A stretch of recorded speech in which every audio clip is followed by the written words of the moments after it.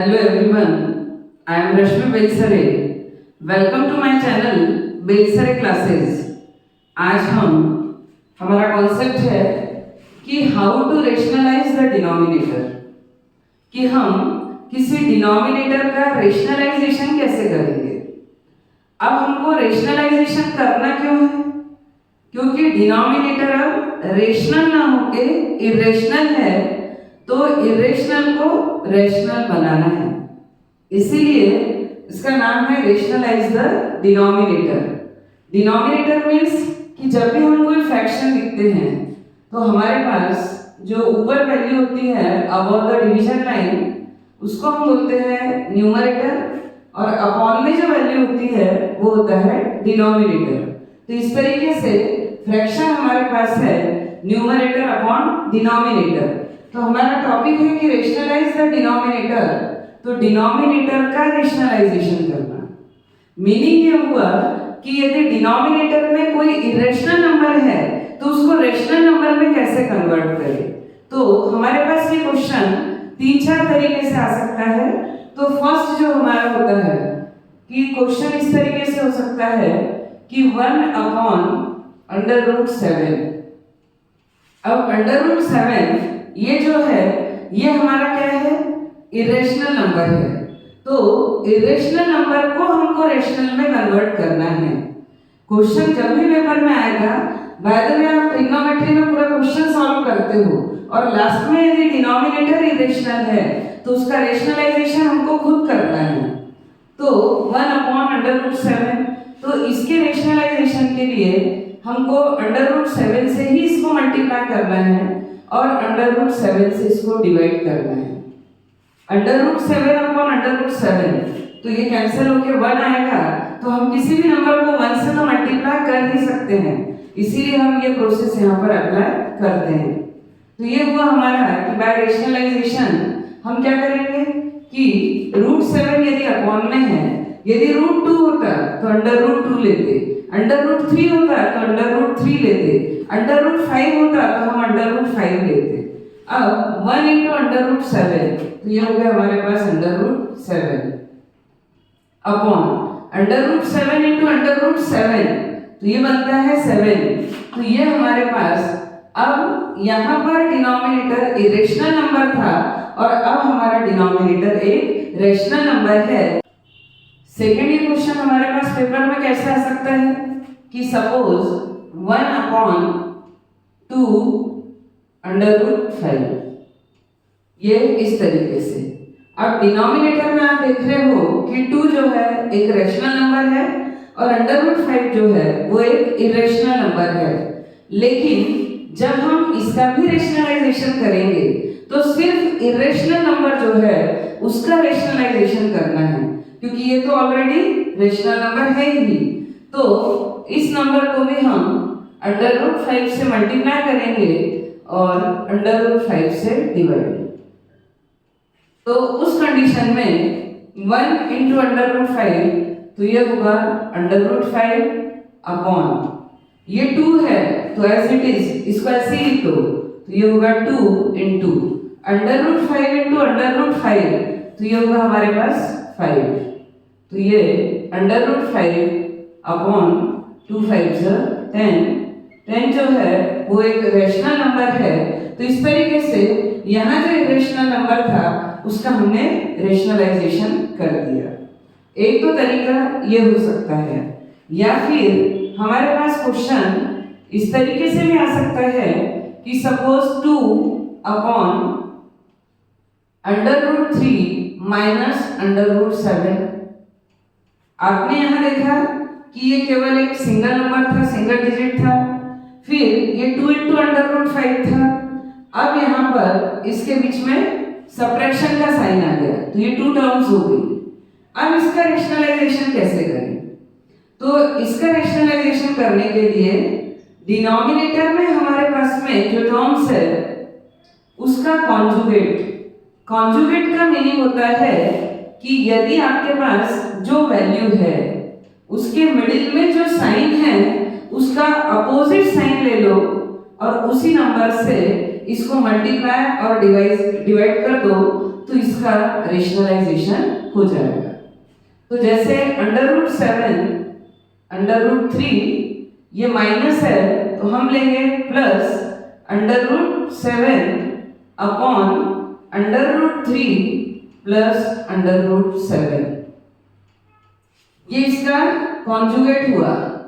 तो √3 माइनस √7 इसका कॉन्जुगेट है √3 प्लस √7। तो इसकी प्रोसेस ही ये है कि इसका अपोजिट साइन लो और उसी से मल्टीप्लाई और उसी से आप इसको डिवाइड कर दो। अब ये 2 टर्म्स है इसलिए मैं इसको ब्रैकेट में ले रही हूँ। अब इसको सॉल्व करने का हमारा मेथड क्या होगा?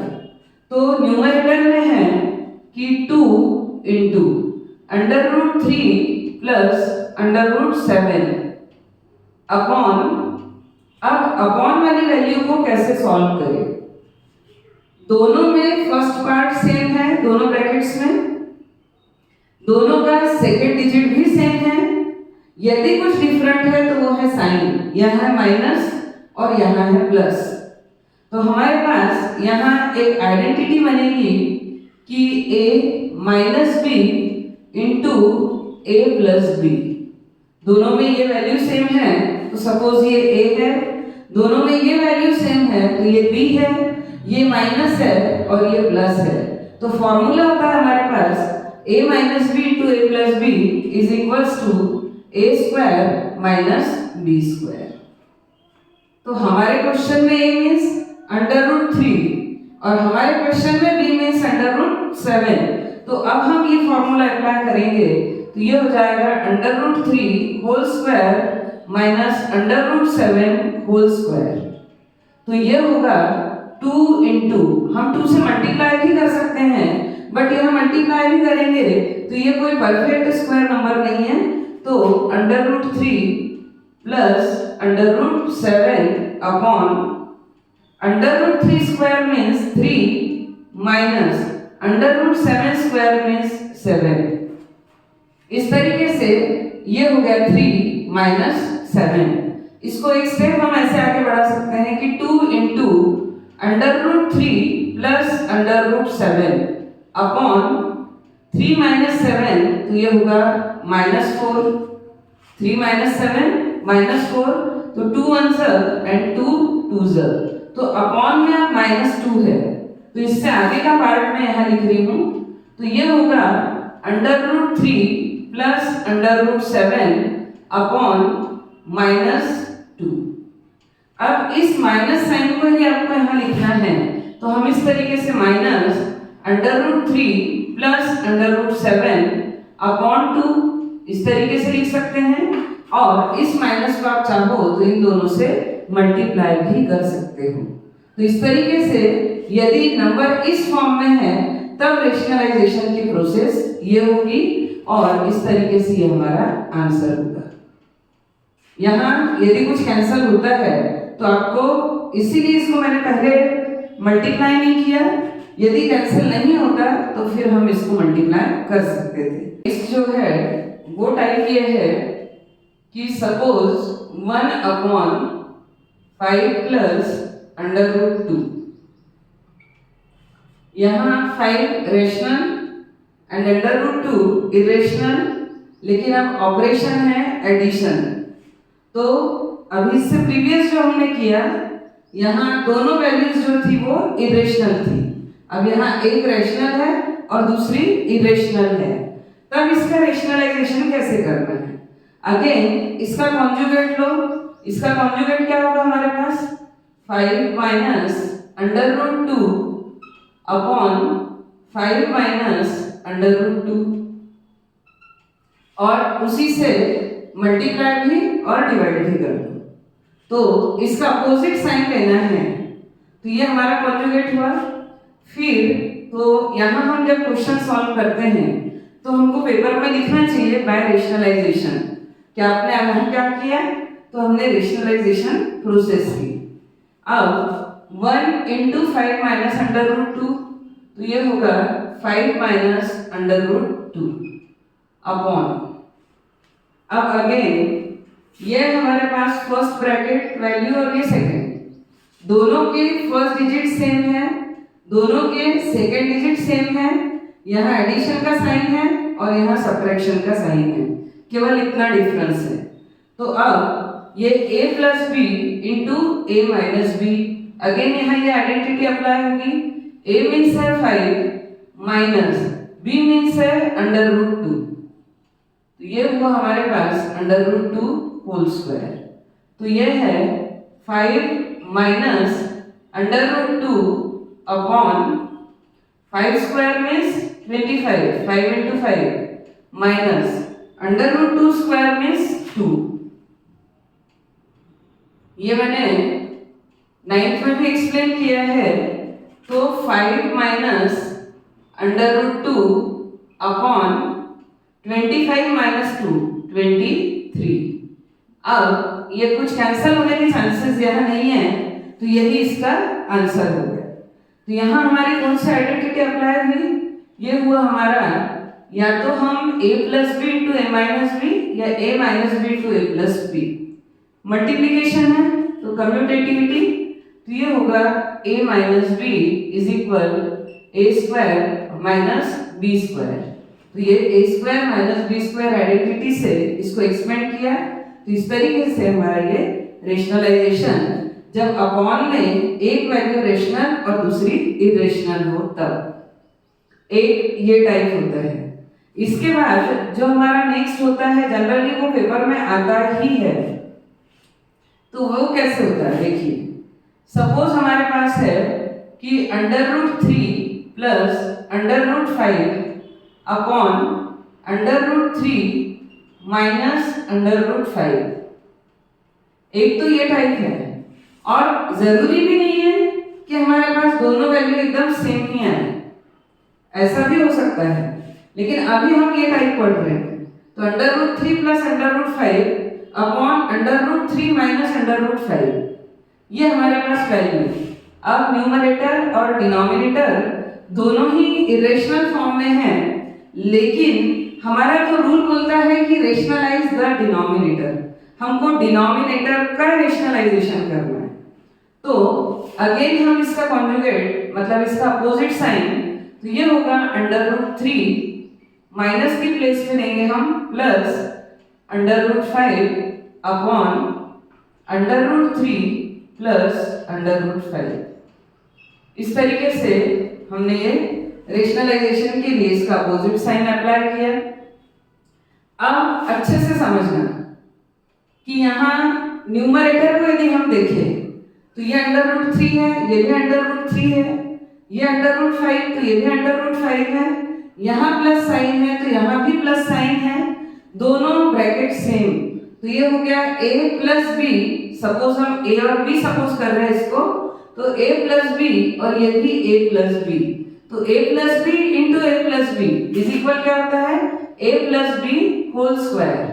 तो √3 प्लस √5 होल स्क्वायर,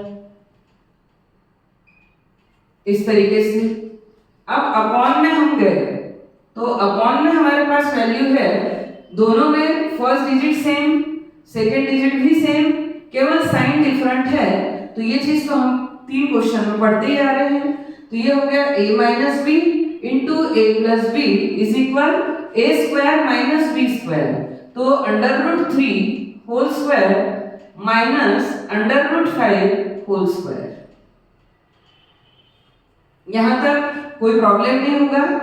तो अब हम न्यूमरेटर में आइडेंटिटी अप्लाई करेंगे कि a plus b whole square.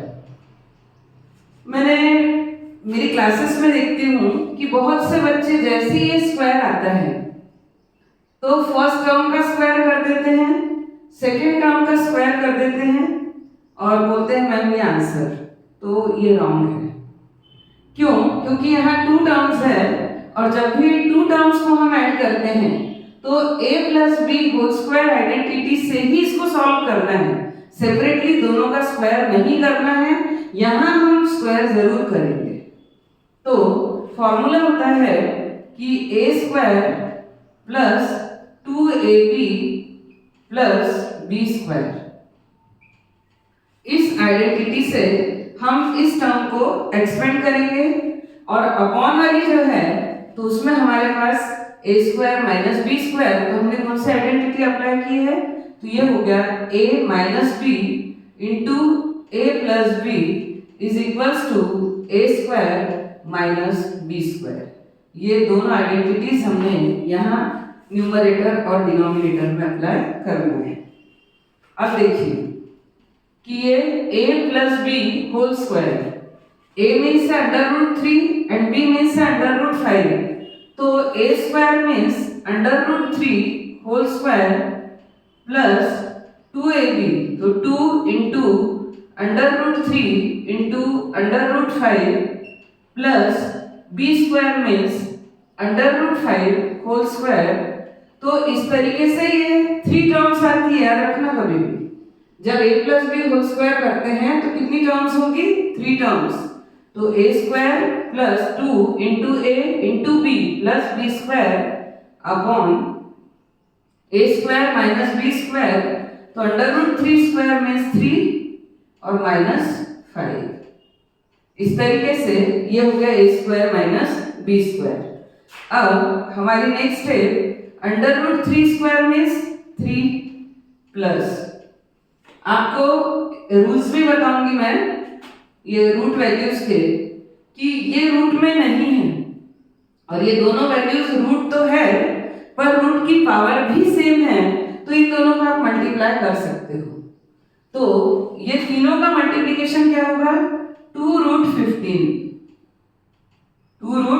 15 plus under root 5 square means under root 5 into under root 5 और अपॉन ये होगा 3 माइनस 5 कितना, -2, 3 माइनस 5 मीन्स -2।